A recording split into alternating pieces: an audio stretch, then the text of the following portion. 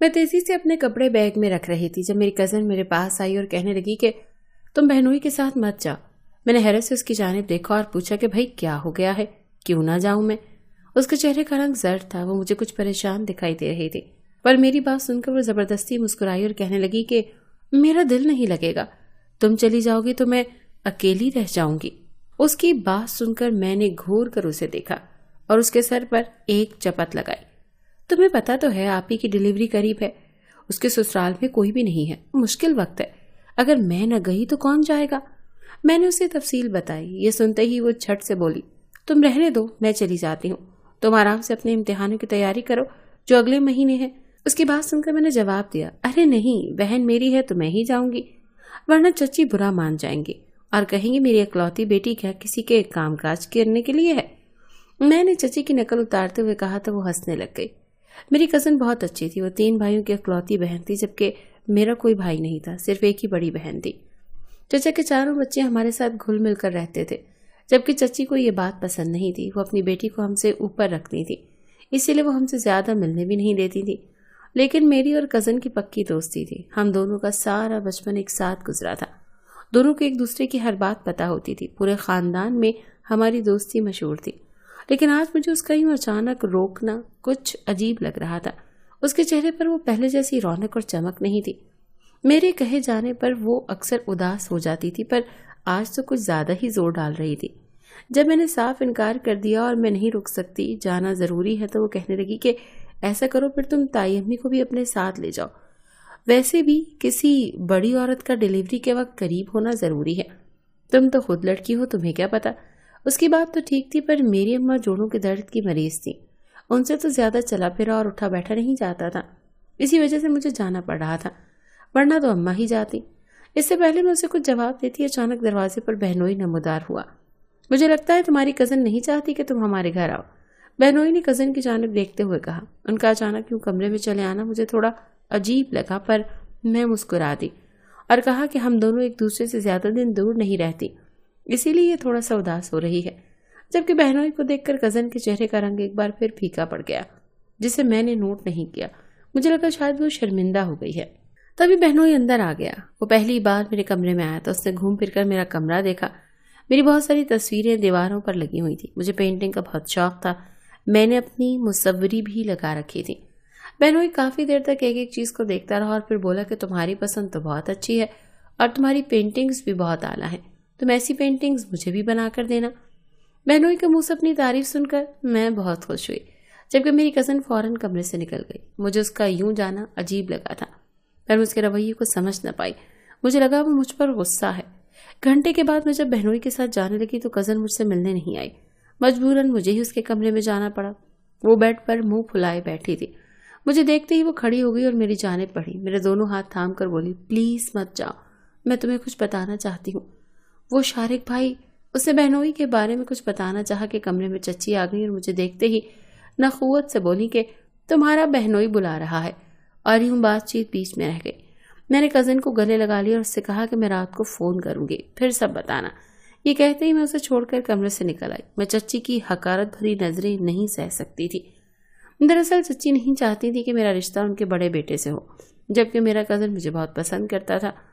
اچھا تو وہ مجھے بھی بہت لگتا تھا، پر میں نے اپنے جذبات اپنے دل میں چھپا رکھے تھے، کیونکہ میں جانتی تھی کہ ہمارا ملن ممکن نہیں ہے۔ چچی کبھی بھی اپنے ہونہار بیٹے کے لیے مجھے قبول نہیں کریں گی۔ میری کزن اس بات سے واقف تھی کہ میں اس کے بھائی شاہمیر کو پسند کرتی ہوں، جبکہ کزن نے جب اپنی ماں سے رشتے کی بات کرنے کو کہا تو چچی نے پورا آسمان سر پر اٹھا لیا۔ انہوں نے مجھے اور اماں کو خوب سنائی۔ یہ تو کزن تھا جو اپنی بات پر قائم رہا۔ ابھی منگنی نہیں ہوئی تھی، لیکن ایک طرح سے ہماری بات پکی ہو گئی تھی، اور چچی کا تب سے ہی موڈ خراب تھا، وہ مجھے ایک نظر دیکھنا بھی گوارا نہیں کرتی تھی۔ میں اکثر سوچ سوچ کر پریشان ہوتی تھی کہ اگر میری شادی شاہمیر سے ہو گئی تو میرا چچی کے ساتھ گزارا کیسے ہوگا، چچی کیسے ساری عمر کے لیے مجھے برداشت کریں گی۔ یہ ساری باتیں میرے ذہن میں گھومتی رہتی تھی، لیکن آج مجھے صرف اپنی بہن کا سوچنا تھا۔ میں خالہ بننے والی تھی اور یہ خوشی ہی الگ تھی۔ دراصل میری بہن مجھ سے 10 سال بڑی تھی، اس کی رنگت سانولی ہونے کی وجہ سے کسی نے اسے قبول نہیں کیا، اور یوں اس کی شادی 31 سال کی عمر میں ہوئی، وہ بھی تب جب بہنوئی خود رشتہ لے کر آیا۔ ہم سب تو حیران رہ گئے، بہنوئی کا اپنا کاروبار تھا اور وہ اکلوتا تھا، میری بہن بہنوئی کی کمپنی میں کام کرتی تھی، وہیں پر بہنوئی نے بہن کو پسند کر لیا اور رشتہ لے آیا۔ وہ عمر میں بھی میری بہن سے 3-4 سال چھوٹا تھا، پر شاید یہ بہن کے نصیب ہی تھے کہ اسے اتنا اچھا شوہر ملا۔ بے شک اللہ کے گھر میں دیر ہے اندھیر نہیں۔ بہنوئی کی اپنی گاڑی تھی، ہمارے گھر سے بہنوئی کے گھر تک کا سفر 3 گھنٹے کا تھا، پر بہنوئی نے مجھے راستے میں اچھے ہوٹل سے لنچ کروایا۔ اس کے بعد آئس کریم کھلائی، میری پسند اور ناپسند ہر چیز کے بارے میں پوچھا۔ وہ بالکل ویسا ہی بہنوئی تھا جیسا مجھے چاہیے تھا۔ 3 گھنٹے کا سفر ہم نے 6 گھنٹوں میں طے کیا۔ بہنوئی نے مجھے کچھ شاپنگ بھی کروائی۔ جب میں نے کہا کہ بہن گھر میں اکیلی ہے تو کہنے لگا کہ اس کی فکر مت کرو، اس کے پاس 2 ملازمائیں ہیں، اور جب وہ تمہیں دیکھے گی تو بہت خوش ہوگی۔ دراصل بہن کو نہیں پتا تھا کہ آج میں اس کے پاس آ رہی ہوں، اسے سرپرائز ملنے والا تھا۔ شام میں جب ہم گھر پہنچے تو بہن مجھے دیکھ کر حیران رہ گئی۔ میں بھاگ کر بہن سے لپٹ گئی، اس کی آنکھوں میں آنسو آ گئے۔ وہ حاملہ عورت کے روپ میں بہت خوبصورت لگ رہی تھی، وہ بہت خوبصورت ہو گئی تھی۔ میں 6 ماہ بعد مل رہی تھی اور واقعی میری بہن ستاروں کی طرح چمک رہی تھی۔ اوپر سے بہنوئی نے نیا گھر لیا تھا، یہ گھر بھی بہت خوبصورت تھا۔ کبھی کبھی تو مجھے اپنی بہن پر رشک آتا تھا کہ اس نے کیا قسمت پائی تھی۔ میرا سامان بڑے سے کمرے میں رکھوا دیا گیا۔ میں نے اپنی بہن سے ڈھیروں باتیں کی، وہ بس بہنوئی کی تعریفیں ہی کیے جا رہی تھی۔ رات کو کھانا سب نے مل کر کھایا۔ اس کے بعد میں اپنے کمرے میں آ گئی۔ میرا ارادہ کزن کو فون کرنے کا تھا، میں نے اس سے وعدہ جو کیا تھا، اور ویسے بھی وہ مجھ سے ناراض تھی۔ میں اسے اپنا کمرہ دکھانا چاہتی تھی۔ 2 بار فون کرنے کے بعد اس نے فون اٹھایا۔ وہ ابھی بھی مجھ سے ناراض تھی بلکہ غصہ تھی۔ میرے منانے پر بالآخر وہ مان گئی اور کہنے لگی کہ مجھے تمہیں شارق بھائی یعنی تمہارے بہنوئی کے بارے میں ایک ضروری بات بتانی ہے۔ اس کا انداز سنجیدہ تھا، میں بھی چوکس ہو گئی، پر اس سے پہلے کہ وہ کچھ بولتی اچانک پیچھے سے بہنوئی کی آواز ابھری۔ میں نے پلٹ کر دیکھا تو بہنوئی کمرے کے دروازے پر کھڑا تھا۔ مجھے دیکھ کر کہنے لگا کہ تمہاری بہن دوا لے کر سو گئی ہے۔ مجھے نیند نہیں آ رہی تو میں نے سوچا چلو تم سے پینٹنگ ہی سیکھ لوں۔ میں انکار کرنا چاہتی تھی پر کر نہ پائی۔ یہ باتیں کزن بھی سن چکی تھی۔ وہ فون کے اندر سے بول رہی تھی کہ اس انسان کے پاس مت جانا، وہ اچھا انسان نہیں ہے، جبکہ میں نے اس کی بات سنے بنا ہی فون کاٹ دیا کیونکہ بہنوئی اندر آ گیا تھا۔ ویسے تو میں تھکی ہوئی تھی، سونا چاہتی تھی، پر بہنوئی کو انکار کرنا اچھا نہیں لگا۔ دوسری جانب میری کزن یقیناً بار بار مجھے فون کر رہی تھی۔ میں نے موبائل بند کر دیا اور بہنوئی کے ساتھ باہر نکل آئی۔ وہ مجھے لان میں لے آیا جہاں اس نے پینٹنگ کا انتظام کر رکھا تھا۔ موسم بہت اچھا تھا، چاند پوری آب و تاب سے چمک رہا تھا۔ یہ دیکھ کر میرا دل خوش ہو گیا۔ بہنوئی نے اچانک کرسی پر بیٹھتے کہا کہ کیا تم میرا اسکیچ بنا سکتی ہو؟ میں نے جواب دیا ابھی مجھے اتنی اچھی پینٹنگ نہیں آتی، پر بہنوئی بضد تھا کہ میں اس کی پینٹنگ بناؤں۔ مجبوراً مجھے یہ کرنا پڑا، ویسے بھی موسم خوشگوار تھا۔ بہنوئی کسی روبوٹ کی طرح بیٹھا میری جانب ہی دیکھ رہا تھا جبکہ میں پینٹنگ میں مصروف ہو گئی۔ پینٹنگ کرتے کرتے اچانک مجھے خود پر عجیب نظروں کی تپش محسوس ہوئی۔ میں چونک گئی۔ آج 2 سالوں بعد مجھے یہ احساس ہوا تھا اور میری ریڑھ کی ہڈی میں سنسناہٹ ہونے لگی تھی۔ میں نے آس پاس دیکھا تو کوئی نہیں تھا۔ بہنوئی کو دیکھا تو وہ کہنے لگا کیا ہوا، تھک گئی ہو؟ میں نے سر جھٹک دیا اور پھر 20 منٹ میں آدھی پینٹنگ کر کے اپنے کمرے میں آ گئی۔ واپس آ کر فون دیکھا تو کزن اور میرے ہونے والے منگیتر کی کافی کالز آئی ہوئی تھی، پر اس وقت میں بہت تھکی ہوئی تھی اسی لیے سو گئی۔ اگلی صبح میری آنکھ لیٹ کھلی۔ جب نیچے گئی تو دیکھ کر حیران رہ گئی۔ بہنوئی آج گھر پر ہی تھا اور وہ اپنے ہاتھوں سے ناشتہ بنا رہا تھا۔ بہن بیٹی ہنس ہنس کر اس سے باتیں کر رہی تھی۔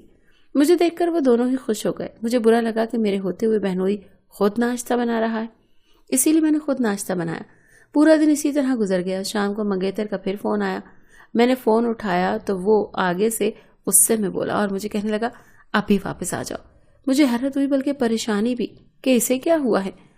اس نے تو کبھی غصے سے بات نہیں کی، نہ ہی کبھی فون کاٹا ہے۔ پھر مجھے سمجھ آ گئی کہ ضرور میری کزن نے شکایت لگائی ہوگی۔ میں نے کزن کو فون کیا اور اسے کہا کہ اب تم خوش ہو؟ اتنی سی بات پر اپنے بھائی سے شکایت کرنے کی کیا ضرورت تھی؟ مجھے بھی غصہ آ گیا کہ حد ہوتی ہے بچپنے کی، پر آگے جو بات اس نے کہی اسے سن کر میرا دماغ سنسنا اٹھا۔ اس نے کہا شارق بھائی یعنی بہنوئی کی نظر تم پر خراب ہے۔ وہ انسان، اس سے پہلے بھی وہ اپنی بات پوری کرتی اچانک کسی نے فون میرے ہاتھ سے چھین لیا۔ یہ بہنوئی تھا جس کا چہرہ غصے سے لال بھبوکا ہو چکا تھا۔ یہ اتنا گر جائے گی میں سوچ بھی نہیں سکتا تھا۔ بہنوئی نے فون کاٹ دیا اور پھر سر پکڑ کر بیٹھ گیا، جبکہ میں تو بری طرح الجھ گئی تھی۔ مجھے یہ تمہیں پہلے ہی بتا دینا چاہیے تھا۔ یہ کہتے ہوئے بہنوئی نے اپنا فون میرے سامنے کیا جس میں اس کی کزن کے اتنے میسیجز تھے اور ایسے ایسے میسیجز تھے کہ میں شرم سے پانی پانی ہو گئی۔ اس کے ساتھ اس نے اپنی بہت سی عجیب و غریب تصویریں بھی بھیجی ہوئی تھیں۔ میں نے فون پھینک دیا، میرے ہاتھ کانپنے لگے، اور پھر بہنوئی نے بتایا کہ کزن پہلے ہی دن بہنوئی پر عاشق ہو گئی تھی۔ उसने बहनोई को फंसाने की बहुत कोशिश की, पर जब बहनोई ना माना तो उसने मेरे सामने बहनोई को बदनाम करने की कोशिश की। बहनोई सिर्फ मेरी बहन की वजह से चुप रहा। मेरी अपनी कज़न ऐसी होगी ये तो मैंने कभी सोचा भी नहीं था। मैं बताना चाहता था पर किसी लड़की का राज अफशा करना मुझे अच्छा नहीं लगा। मैं इसीलिए खामोश था, पर आज मुझे बोलना पड़ा। और तुम्हारा मंगेतर भी तुम्हारे साथ मुखलिस नहीं है, वो किसी और के बच्चे का बाप बनने वाला है। ये सुनकर मैं तो सख्ते में आ गई। बहनोई जा चुका था पर मेरी तो दुनिया ही हिल गई थी। मेरी सारी रात रोती रही। अगले दिन बहन की डिलीवरी थी, सारा दिन अस्पताल में गुजर गया। मंगेतर ने दोबारा फ़ोन नहीं किया और ना मुझ में हिम्मत थी। मैं तो बुरी तरह टूट चुकी थी। 2 दिन अस्पताल में रहने के बाद तीसरे दिन घर वापस आना था। अल्लाह ने मेरी बहन को बड़ी प्यारी सी बेटी से नवाजा था। उसकी खुशी में मेरा दुख थोड़ा कम हो गया। बहनोई भी इस तमाम अरसे में खामोश और परेशान दिखाई दिए। तीसरे दिन शाम को मैं बहन से पहले घर आ गई ताकि उसका कमरा सेट कर सकूं।